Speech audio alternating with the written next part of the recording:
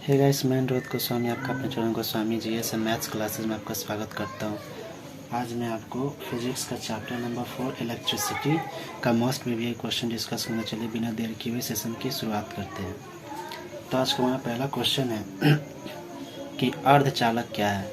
तो वैसे पता है जिसका सामान्य ताप पर मुक्त इलेक्ट्रॉनों की संख्या क्या होती है, बहुत ही कम होती है। यानी फ्री इलेक्ट्रॉन होते हैं वो बहुत ही कम होते हैं, लेकिन विशेष अशुद्धि मिलाने पर या इसे गर्म करने पर क्या होता है, मुक्त इलेक्ट्रॉनों की संख्या अधिक बढ़ जाती है। यानी कोई अशुद्धि जब इसमें हम मिला देंगे तो क्या होता है, बाहर से अगर कोई भी अशुद्धि इसमें हम मिला देते हैं तो इसमें क्या होती है कि जो फ्री इलेक्ट्रॉन होते हैं यानी जो मुक्त इलेक्ट्रॉन होते हैं उसकी संख्या बढ़ जाती है। तो उसे क्या कहते हैं, हम अर्धचालक कहते हैं।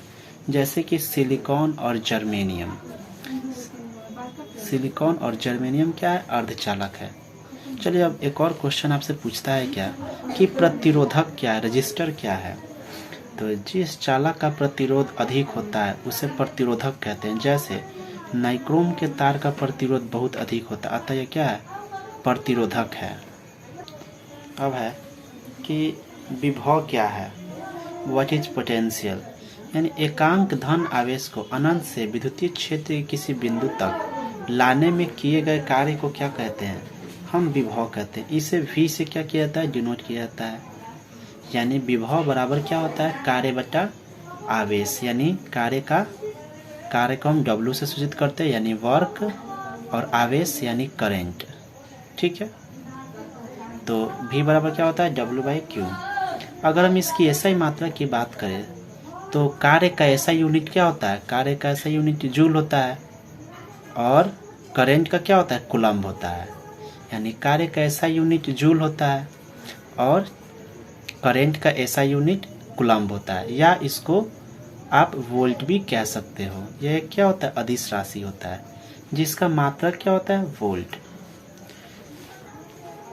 कुछ इम्पोर्टेंट टिप्स की बात करें, यानी कुछ इम्पोर्टेंट साइंस के फैक्ट्स की बात करें हम, तो आपसे ऑब्जेक्टिव में पूछा जा सकता है कि विद्युत विभव कहाँ शून्य होता है।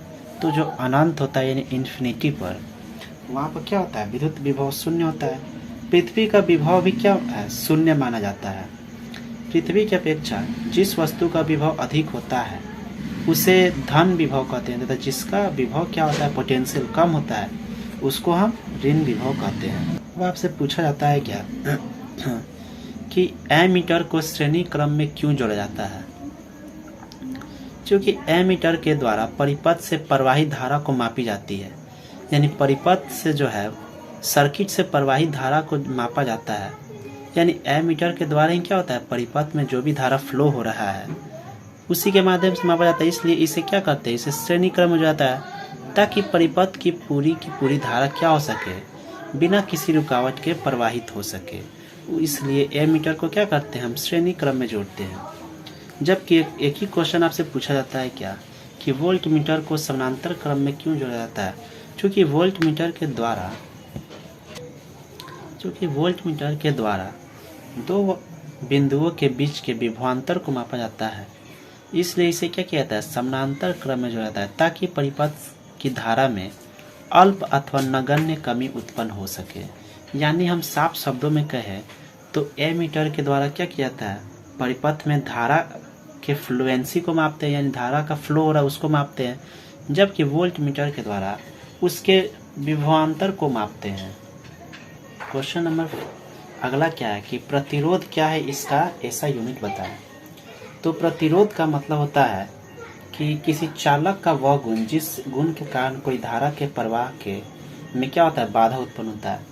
मान लीजिए धारा कहीं प्रवाहित हो रहा है, ठीक है, वहाँ पर जो धारा के प्रवाह का विरोध करता है, यानी उससे धारा जब फ्लो हो रहा है वहाँ पर रुकावट या व्यवधान उत्पन्न करता है, तो उसी को क्या बोलते हैं, प्रतिरोध कहते हैं। इसको R से हम क्या करते हैं, डिनोट करते हैं। तो प्रतिरोध बराबर क्या होता है, विभवांतर बटा धारा। यानी R बराबर V/I या V/A। और इसका ऐसा यूनिट की हम बात करें तो प्रतिरोध का ऐसा यूनिट क्या होता है, ओम होता है, जिसको ग्रीक में क्या करते हैं, ओमेगा से हम लोग इसको डिनोट करते हैं। वहीं जब प्रतिरोधकता रहता है तो इसका ऐसा यूनिट क्या होता है? ओम मीटर। तो ये आप लोग ध्यान रखिएगा। प्रतिरोध का ओम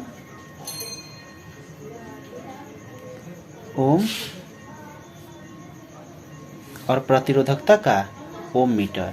तो आप लोग ध्यान रखिएगा। तो होप यू गाइस आपको वीडियो अच्छा लगा होगा। तो कल मैं आपको बताऊंगा कि इस चारों तरह का प्रतिरोध किन किन बातों पर निर्भर करता है। तो हम मिलते हैं आपसे नेक्स्ट वीडियो में।